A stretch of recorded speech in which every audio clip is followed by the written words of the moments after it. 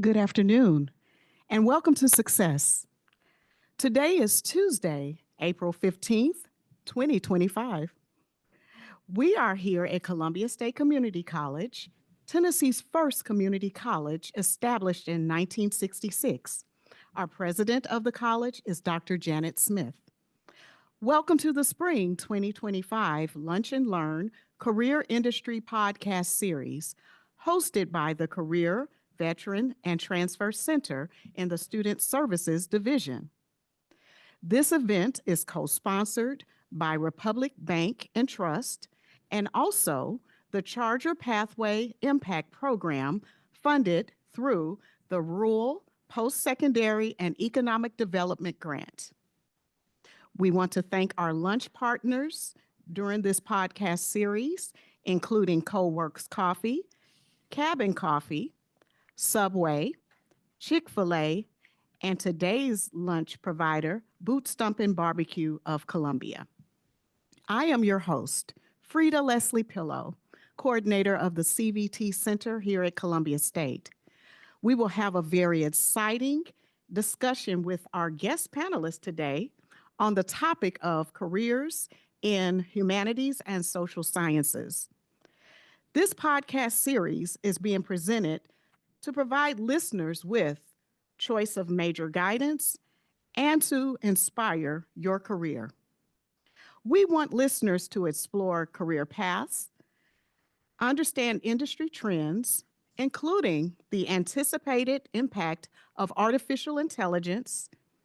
As a listener, we want you to know that classroom instruction and the body of knowledge provided by Columbia State can develop you now for future workforce opportunities.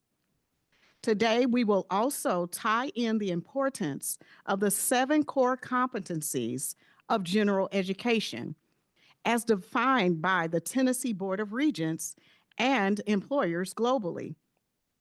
Whatever your next moves, know that Columbia State is the right institution to build a solid foundation for your future. So today, our co-hosts will ask questions to our guest panelists, and if time permits, we will provide you with an opportunity to participate during the question and answer session at the end of the program. Today, we will have our co-host here who will introduce himself, and then each of our panelists will also provide a self-introduction. So with a round of applause, let's welcome our co-host and guest panelists. Thank you all for being here. I am Barry Gitcomb. I'm a professor of history and the Dean of Humanities and Social Sciences here at Columbia State. And I am with a very distinguished panel. The distinguished gentleman to my right is Mr. Tom Price. Many of you know Tom is the director of the Maury County Archives. He has spent He's been here in Columbia for more than a quarter of a century, and I have learned so much from this man I can't even tell you. Now, to his right is Miss Kirsten Sinsky. Kirsten is the education director, or the director of the education program here at Columbia State. And to her right is Mr. Colin Caskey. He is the director of the criminal justice program here at Columbia State, and I'm going to ask this panel a few questions.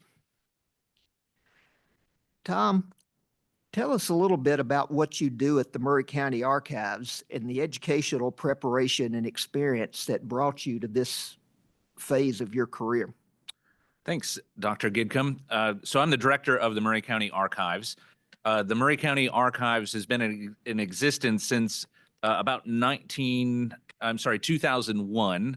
We've just completed a big expansion there. So we now have 27,000 square feet. It makes us the 3rd largest archives in the state of Tennessee.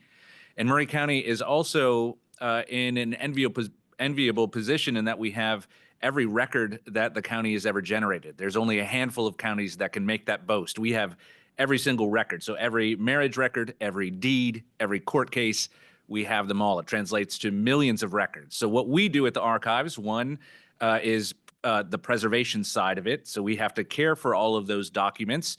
Two, we need to be able to find them. So we have to organize those documents and be able to find them when you need them.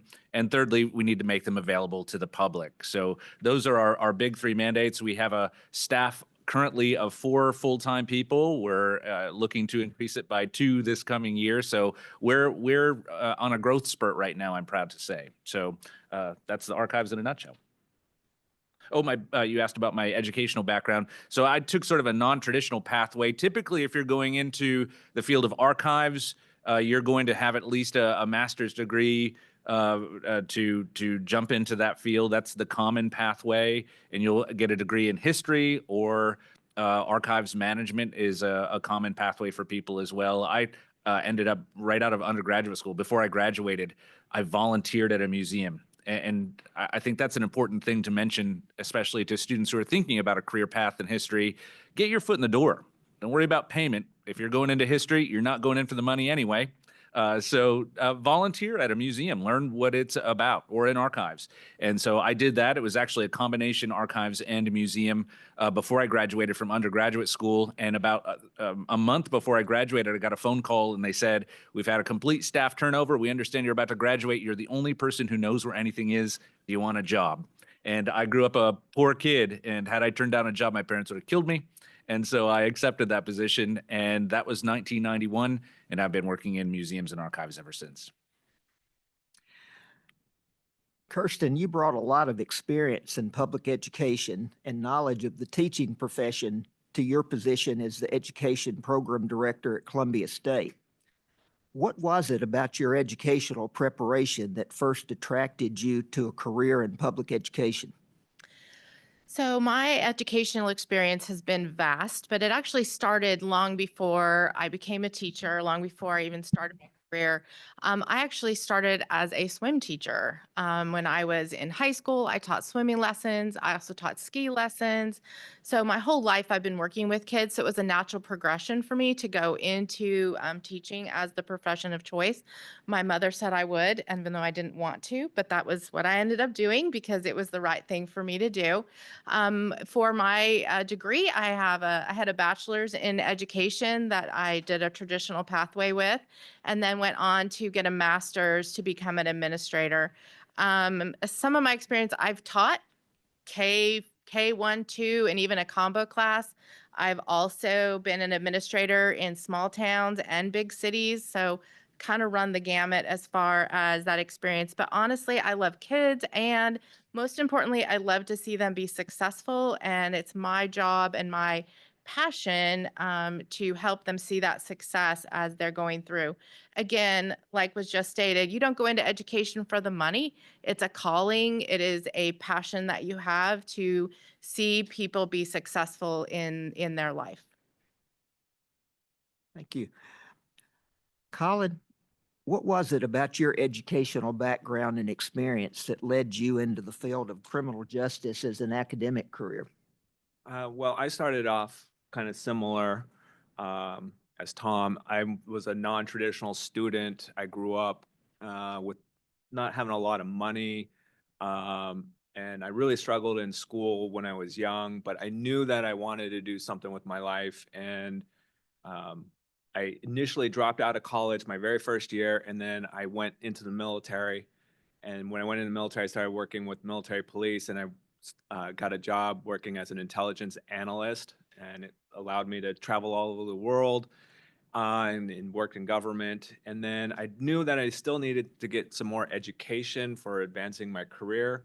And so I started taking college courses little by little and still wasn't exactly sure what I wanted to do. And then all of a sudden, I decided to take a class called Social Problems. And it's about all these different things that are going on in society, about why people do the things that they do, and kind of all the craziness that happens. And I took the class, and then all of a sudden I was like, wow, this really makes sense. It really broadened my horizons, and I started like really thinking about how society works and the laws and why our country is the way it is and all these different types of things. So I started taking a couple more classes and a couple more classes.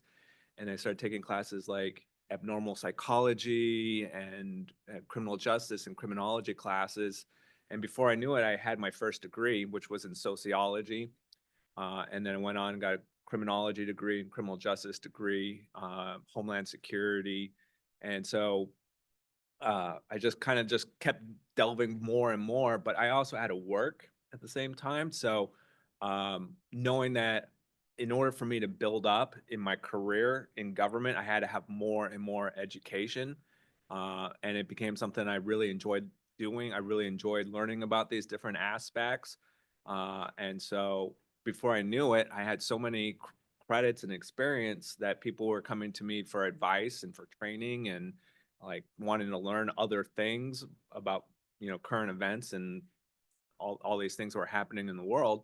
And then uh, before I knew it, people were asking me to serve as an adjunct professor, and I kept doing it simply because I love to serve. I love helping people and really trying to understand the root causes of why people do the crazy stuff that they do.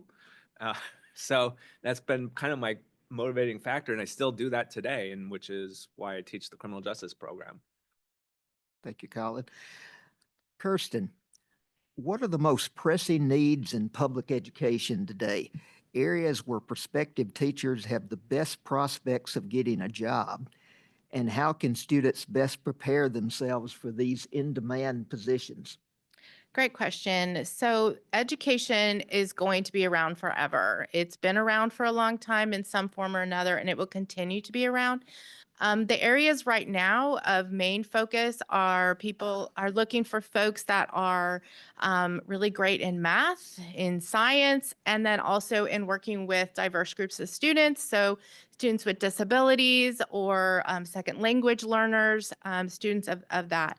We are always especially looking for middle and high school folks that want to teach middle and high school. That's an area of you definitely have to have a calling to teach the middle school and high school age group. So finding folks that are interested in those areas is another aspect. If you look around the room, every one of you have been touched by a teacher in some way. And that's one of the reasons we do what we do. You wouldn't be as a professor or as any of the jobs that we have if we hadn't had a great teacher somewhere along the line. And that's the calling, and that's part of what people are going into these jobs for. Thank you, Kirsten. Colin, tell us about the many various jobs there are to be filled in criminal justice and law enforcement, and how best for students to prepare for the position that they want. Yeah. Well, my first quick question for you guys is, how many of you enjoy watching crime movies or law movies like CSI and Law and Order and Cops and whatnot? And those are fascinating shows, right? They capture our attention. They're exciting. They're full of intrigue, and shows like Criminal Minds. And, I mean, Netflix is filled with all these stories. And so I've always loved that field and those aspects and those dynamics, but it's an exciting career, but criminal justice is more than just policing. It's more than just going out there and patrolling. When we think about criminal justice as in a large, where it's really about understanding people, it's about understanding society, it's about understanding how government works, it's trying to figure out how we can best serve the public, how we can help each other. And so criminal justice is not just preparing people to become cops. Criminal justice degrees, if you want to become like a detective, or you want to work in CSI, or you want to be an investigator, you have to have a degree. You absolutely have to. If you want to go into legal, if you want to be a prosecutor or a defense attorney or a judge, you have to have those legal understandings. But criminal justice also involves helping people when they are in the worst moment of their life. So um, our degree paths also involve things like forensic psychologists, forensic social workers, counselors. more and more agencies have people that are embedded that have degrees of social work, so that when that person is on the ledge and they're ready to like explode, basically, that we have people that are trained in helping and trying to figure things out and how to talk to people and relate to them. And it's also kind of expands into homeland security and emergency management, things like FEMA, which is designed to help people in emergencies. And so there's a reason why FEMA is part of Department of Homeland Security, and it's designed to coordinate services and get people the assistance that they need. And so our careers also tie into things like counselors and correctional workers and even teachers who work with at-risk students and go into prisons to teach. And so there's just a whole world of people that are out there, probation and parole, people who work in halfway houses, people who have contracts to work with these facilities and programs. And the correctional industry is billions and billions of dollars. We've spent about $65 billion per year in this industry. So we need contractors and grassroots organizations and people that can coordinate services. And so it's a very, very wide, diverse program that has its roots in sociology and humanities. So, yeah, in a nutshell, um, if you want a job that helps people and helps to keep our community safe and help society, this is a good area to be in for study. Thank you. Tom, you and I have talked about this a lot over the years, and it sometimes comes as a surprise to our students that there are lots of things that historians can do besides teach. Please elaborate for our audience here on the options out there for students who love history and want to make a career out of it. Yeah, that was me from the get-go. I was never a great student in the classroom. I didn't learn particularly well in the classroom setting. I loved history. It was kind of a hobby for me more than anything. But for me, it was more than just reading books, taking in that information, and then regurgitating it on a test. If I went to a museum and surrounded myself in a space, or I could see a three-dimensional object or a document that was 200 years old, that was the hook for me. I could feel that history. It became real. It was more than just words in a book. It became this three-dimensional thing that made sense to me. I could connect the history in my mind's eye at that point in time. So that was where the love for me grew. So if you're thinking about careers in public history that are outside of the classroom, it runs the gamut. Just if you think about both museums and archives in my own career, I was the curator of the President James K. Polk Museum for 21 years. And so the curator's position in a museum setting, they're sort of the content people, right? They're the ones who you have to study a subject until you know it. And you can do that lots of different ways, from books to, again, seeing the three-dimensional objects and sort of gleaning what those objects tell you. You have to being a curator, you have to have a heart of a teacher as well. You might not be teaching in a classroom setting, but you need to take in that information and impart it to the public in a manner that they can understand it as well. These little bite-sized chunks, right? You sometimes have to take a huge topic, like for me at the POCOM, the U.S.-Mexican War. That's a very complex subject to talk about. You need to figure out, how do you take this giant topic and break it down using three-dimensional objects as your guide to teach people about that time period and what it means today. So you're interpreting history as well as a curator. So a curator in a museum setting is sort of the content person. Many museums have educators, museum educators on staff, and their job is to create curriculum for the classroom and the public. When people are coming to the museum or they're going out into the classroom, they're sort of forwarding the mission of the museum as well. You have the administrative side. You have museum and archives directors. That's what I do now. So you're sort of a human resource manager. You have that 30,000-foot view of your institution, and you have goals in mind and you're trying to move that organization forward to meet those goals. That's sort of the administrative side. That can be at a museum in public history. It can be almost any kind of institution is always going to have that person at the top that leads the organization forward. There's also the science behind it as well. And in archives, that's one of our new hires is going to be a paper conservator. That's the science of paper. They understand the construct of paper over time, how it's changed. For instance, paper from the 1840s is much hardier than modern paper today. Most of the paper that we get today is recycled paper, right? It's not meant to last a long period of time. In the 1840s, it had very little acid in the makeup of the paper. It had a high rag content. It almost feels like cloth. It's very hardy, but if it rips and tears, a paper conservator can tell you how do you repair paper.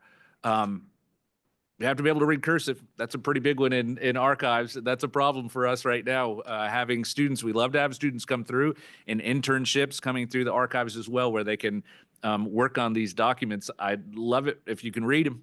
And so learning those kinds of things is really important. So the science of it as well. We're dipping our toes into more modern things as well. Our biggest demographic are genealogists, people who are studying family history. So now with the use of DNA, that's kind of changed the game. So we're dipping our toe into genetic genealogy at the archives. We actually work for the FBI on cold case murders right now as well. Because we have all those documents, we have a case pending in court right now. A potential serial killer murdered a young woman in the 1980s here out near Saturn Parkway before Saturn was there. They needed to know what was the topography of the ground like in the 1980s and before. We have those documents that speak to that. So we're proud to help using old documents to help our modern ways of thinking in science. So it kind of runs the gamut in terms of the kinds of careers you can have. We're way beyond just classroom thinking in museums and archives. It's pretty exciting, I think. Thank you, Tom. The Tennessee Board of Regents and Columbia State have made some big changes to our general education core, and these changes go live in fall of 2025. Now the focus of our general education courses is shifting a little bit away from simply breadth of knowledge and more toward the development of specific core competencies, of which are communication, creative and artistic expression, critical thinking, ethical reasoning, information literacy, global and cultural awareness, and scientific inquiry and mathematical reasoning. I like to call these the 7 core competencies of highly educated and promotable people, because these competencies not only prepare students for the next level in their educational career, but these are competencies that are highly sought after by employers. Employers tell us that these are the competencies that they want their new employees to bring with them into their workplace. Colin, you and I have discussed this, and you feel like the most important of the core competencies for criminal justice are critical thinking, communication, and information literacy. Can you talk a little bit about why these competencies are essential to the profession? Oh, absolutely. Let's start with critical thinking. So I want you to think back to 2020. Derek Chauvin, George Floyd. That event and the events that were preceding it were absolutely horrific. And criminal justice and policing and law enforcement are learning that we can no longer do things the way they've always been. And so, like the case of Derek Chauvin, his training was, this is how I was taught, and this is how I'm going to teach my students, my younger officers. And those are absolutely wrong. And so we are looking for individuals who can think outside the box, how to handle situations in a more humane and effective manner. And so we don't want to train the next generation of law enforcement officers to be robots and just to do things the way they've always been done.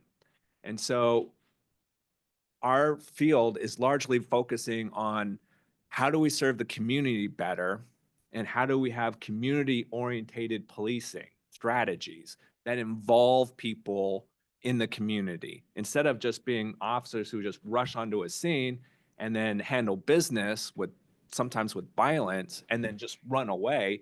How do we address the grassroots issues? How do we get to the core problems of impoverished communities, disadvantaged communities, and how do we get government involved and bridge that gap between community leaders and government to best serve our areas and best serve society? So we challenge young people to come up with newer solutions. We look at things that have happened in the past, what's worked well and what's worked bad. And so that kind of ties into literacy, information literacy. There's a lot of misinformation in the world. We are living in a world where there is so much false information that's out there. And we encourage young people to really find valid research, to find the truth, to find reliable research, and so that we can make decisions going forward that can promote social justice and promote effective change, and how we can save taxpayers tons of money by having practices that are known to work instead of having practices that are outdated, that are harmful, that hurt people. And so we are really looking for that type of solutions. And then the third one is communication. And so in our field, if you want to go become a CSI detective, or you want to work in probation or parole, or you want to work in legal or any of these other areas, you have to be able to communicate effectively. And so, for example, if you don't have strong communication skills and you're an investigator or a prosecutor, you could be easily letting off a very harmful and dangerous person, or vice versa. If you're not effectively communicating, it's quite possible that an innocent person could be incarcerated or receive unjust, unfair justice. So communication is absolutely vital. How to write reports, for judges, how to write reports for the legal system, how to write reports for grants and funding.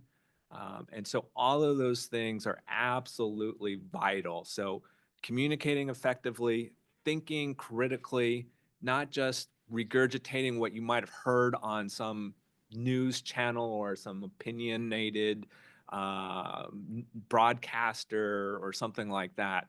So getting to the truth, really understanding the core issues is absolutely essential key. And yeah, that's what we're really looking for, and that's what our career field is really looking for with young people. Thank you, Colin.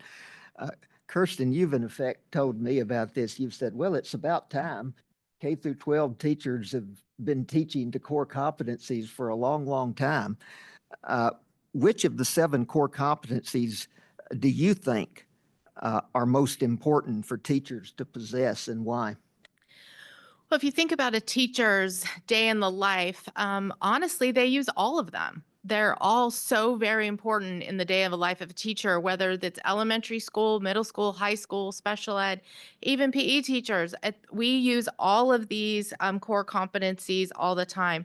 One of the words in education is pedagogy, which in the nutshell is the art and science of teaching. It's being able to do the fun stuff while also knowing how kids learn and how kids develop, which is the science part.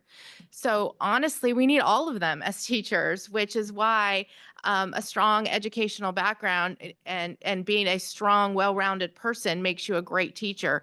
But if I had to choose, Barry, I guess I'm going to say creative artistic expression and I don't know, probably communication would be my next one to be a teacher, because you do have to be able to communicate effectively, verbally and written in order to be a great teacher. Thank you, Kirsten. Tom, as a professional historian, which of these core competencies do you see as essential in your field and why? I'm with Kirsten on this one. I think in public history, you have to have some use of all of these competencies. I guess the key one for us right from the get-go in an archive setting would be information literacy, right? We have all of these documents. What do we do with them? What kinds of information do we glean, and why is it important to begin with? So being able to process that information and make it useful to the public, that's a giant one. I think in museums, as a museum curator for 21 years, you had to be creative, right? We had to design exhibits. I think I did 15 major exhibits during the time that I was at the Polk Home. Each one needed to be different. Each one had a different topic that we were covering. You had to be extremely creative in how you present that information and those objects. Critical thinking obviously goes along with all of those things. And communication is the key to all of it. You have to be able to take information and communicate it to the public, make it useful for us as well. There's no point in saving all of these millions of records that Murray County has if you don't have a means of getting that information out there. So we're always looking for new ways. My predecessors were big writers. They wrote often. They kept weekly columns in the newspaper. Whenever they would uncover incredible stories, that's how they did it. With circulation of newspapers down now, I was trying to find a creative way of getting that information out. So Barry and I actually started a podcast called History's Hook, which is available on all of the podcast outlets, that starts with a local story and connects it to national and world history. And Murray County is an exceptional place. I often call it a crossroads in American history. The events that have taken place here and the people that have called this place home are nationally significant way beyond the bounds of Murray County. So we're constantly, because we have all of these documents, Murray Countyans don't have to guess at their history. We just have to look it up. So we're always looking for ways of getting that information out there. Thank you, Tom. And we're getting up against time a little bit, but I want to ask all three of you one more question. And that is, how do you see artificial intelligence, or AI, as impacting your field? And I'll start with Tom. It's potentially a game changer for us. And it goes back to what I said a few minutes ago about, boy, I sure wish you could read cursive if you can't. AI now, there is technology out there that is starting to be able to read handwriting. And so when you think about, I told you the archives has been open since 2001. To give you an idea of the volume of documents we're talking about, we're just closing in on wrangling the documents from the 19th century. We're just crossing into the 20th century right now. We've got a long way to go. It's going to go way beyond my lifespan. But to be able to have an AI technology that can help us read those documents so we can create indexes more quickly. So think about that. Every document that we have, think of a court record. A court case might be 1 page, could be 500 pages. A court clerk would record all of that information. They would carefully trifold it, put it in an envelope, and stick it on a shelf. And so it would sit until the archives was born. And so I have an army of volunteers who will carefully unfold those documents, but we need to create indexes so you can find them. So we pull out all of the names of people, names of roads, names of streams, and we put them into indexes. It's a labor-intensive process, right? Every document that we have is handled 5 or 6 times before it winds up in a filing cabinet or in a folder, in a box. The use of AI technology is going to ramp up significantly the speed in which we can process documents. So we're really excited. We're at the very beginning stages of that. We're really excited about it. That's great. Kirsten. So I think in education, AI has both a positive and a negative, if you look at it from different perspectives. As a teacher and administrator, I think that AI will be helpful in creating lessons and information that teachers can use in the classroom to help students be successful. And I do think and we'll also keep it more user-friendly, as well as keeping things current. I think AI will help with all of those things. On the negative side, as teachers, we have to watch how much AI is being used by our students when they are generating documents, and is what they're writing or what they're doing their work or AI's work. And so as a teacher, we have to be a little wary of that.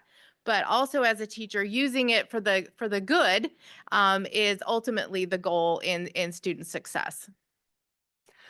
Colin. The final word on AI.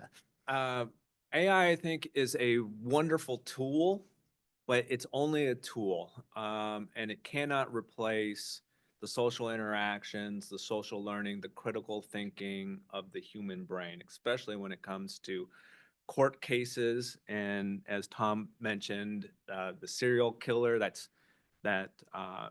was here in Murray County. We actually took a tour of the county jail not too long ago, and he was there. I think we're talking about the same person.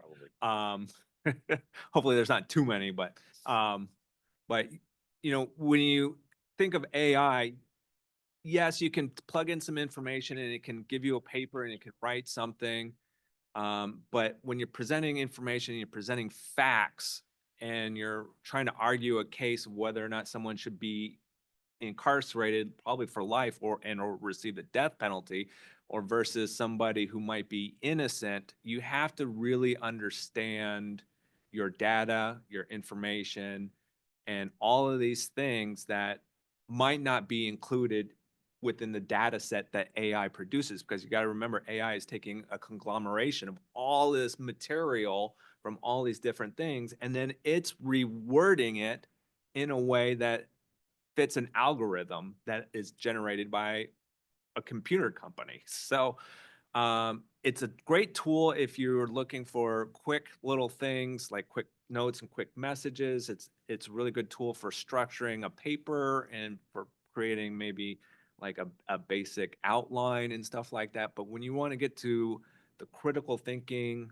the individual aspects of a case, there's nothing that can really replace the own human mind. And then also too is with criminal justice is you have to know these cases and you have to present them and you have to show what you know. And so if you're only going to spend 15 minutes doing a quick search, you're not really fully understanding what is happening, what's going on with this individual. Should this person be released from custody, or should they be returned to the community, or should they stay in prison for a really long time? There's no AI tool that's going to tell you those things. And then lastly, a criminal justice system, we don't want robots, right? I think having a RoboCop out there is quite frightening, and having